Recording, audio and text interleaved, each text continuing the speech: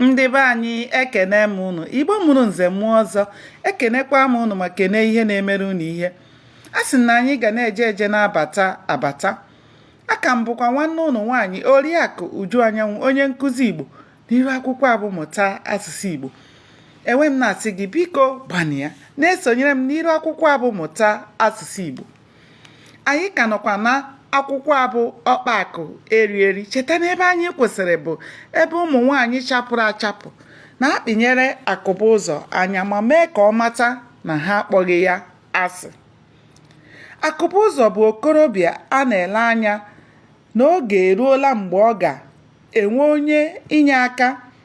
N'ihi nke a, ọ bụghị ihe ịtụnanya na ụmụ agbọghọbịa nwelitere isi na-achọsi ike inweta ya dịka enyi, ebe ha maara nke ọma na onye anụghị enyi ya nwaanyị ọ chọtara ya di. Ụmụ okorobịa ndị ọzọ na-atajiri akụba ụzọ anya na-akpọ ya onye nganga na onye ụwa zuru oke. Ọ gbara ndị mmadụ gharị ihe mere na akụba ụzọ na-akpa naanị ya na-enweghị enyi ọbụladị otu enyi. Ha na-asị na o nwere ahụ ogwu. N'ezie, ọ naghị aga be mmadụ, ọ naghị anabata mmadụ n'ụlọ ya, ma ọ bụghị maka ihe gbasara ọrụ ma ọ bụ ihe dị oke mkpa. Ọ bụrụ na mmadụ bịara na be ya, ọ gbaa mbọ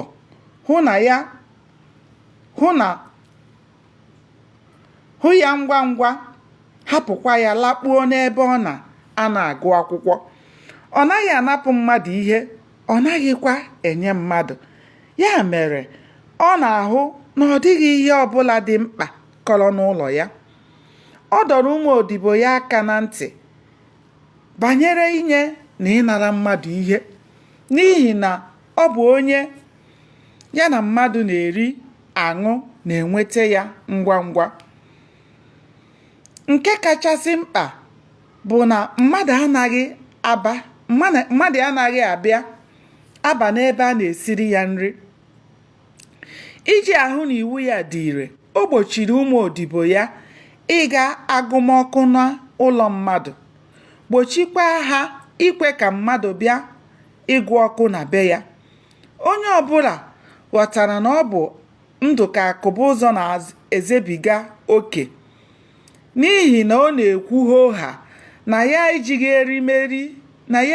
nri eme enyi ma ọ bụ nwanne. Ilu ya mgbe dum bụ na akịka sịrị onye kpata ya rie, ma azọọ ụkwụ n'ala ka ọ bụrụ otu.